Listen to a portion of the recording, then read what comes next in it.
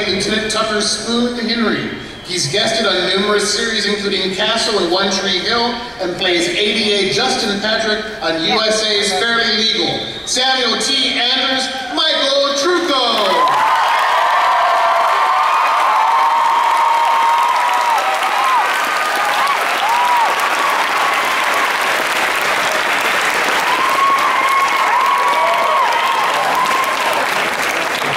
Dr. Trevor Grant on Eureka, and also appeared in both Bridget Jones films, Merlin and the Book of Beasts, and the ABC drama Flash Forward. But his role as lusty Dr. Gaius Baltar made him a fan favorite.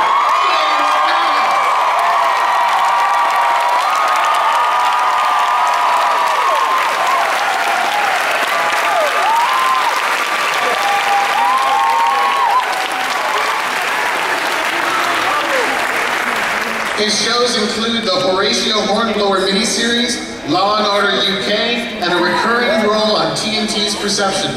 Next summer, he will play the lead in TNT's new medical drama, Monday Mornings. Lee Adama, Jamie Bamber!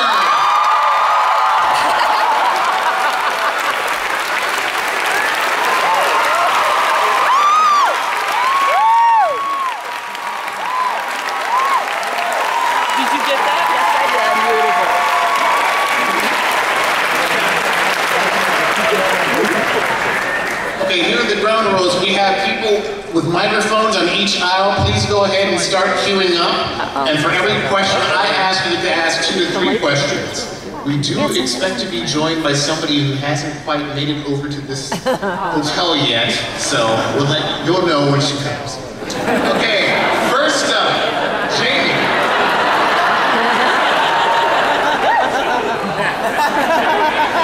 Clint Eastwood moment? So how would you define your role on the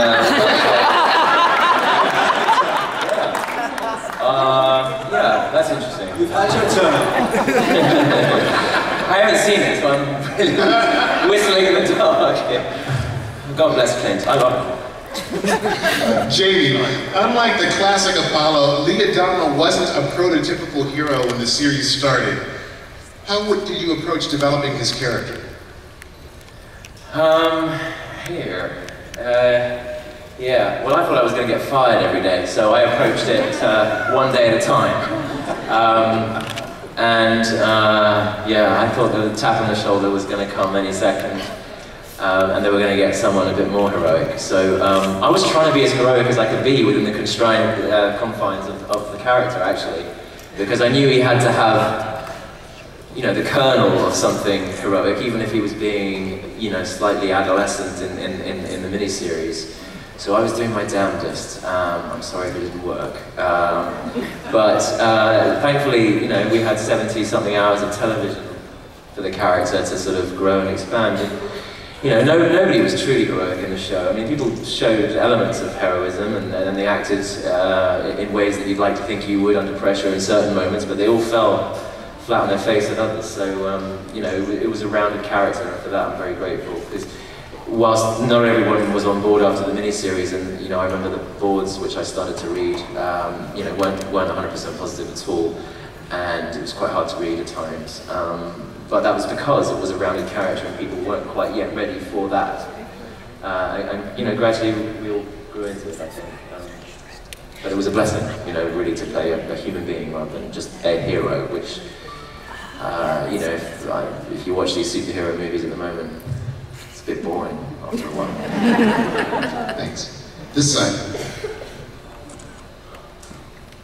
Hi, question for Jamie Bamber. You and Michael Hogan shared the distinction that both your wives have appeared on Hellstar. Just wondering how that came about, and did they still have to issue? Sorry, I didn't quite hear. Both our wives, yeah. It was amazing.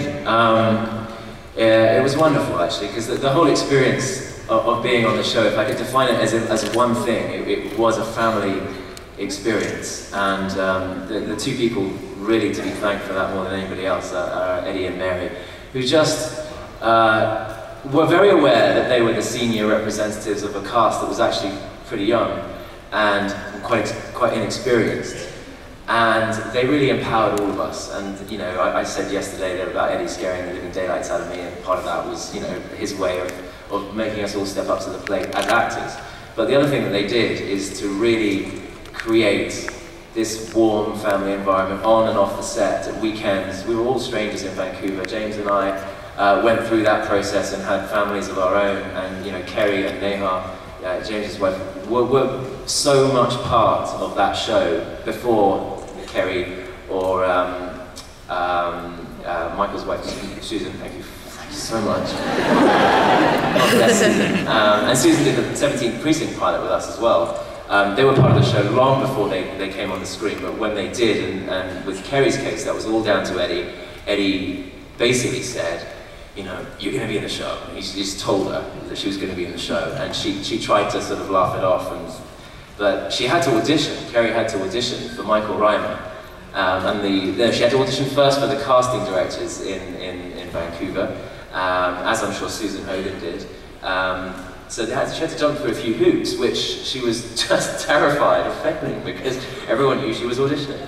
And had she not got the role, it would have been a disaster, but she did, and she did a wonderful job, and for my money, it sort of rounded that whole circle, that our worlds were changing. By the end of it, she was flying up to Vancouver on some weekends to shoot, and I was staying with the kids down in LA, once we'd moved back to LA.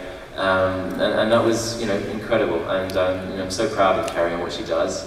She's an extraordinary actress, extraordinary singer. You're about to, by the way, you all have to follow her Twitters, because I don't do Twitter, as you all know, or some of you know, but Kerry does, and she's going to gradually release some of her songs this year, and they're fantastic. She's so talented, and I'm so proud of her. And I'm sure Michael Hogan would say the same thing about Susan, but he's not here. But she's adorable too. But yeah, that was very much the tone of the show. It was a family, and we all stuck through it together. Apart from the empty chair, of course, but she'll be there. We have a new arrival. Oh.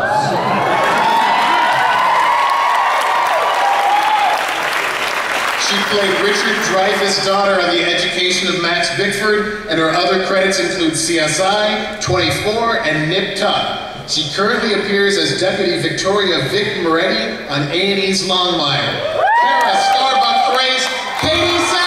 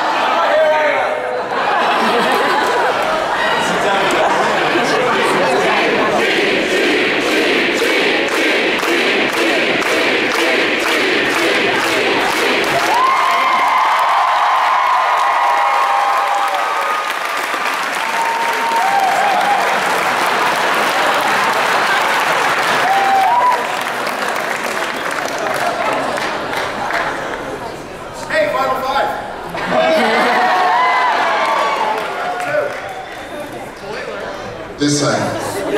Who said spoiler? We're off the air for 4 freaking years.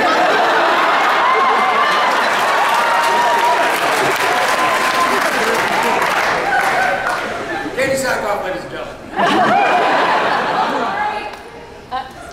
Number 10. This is a question for James.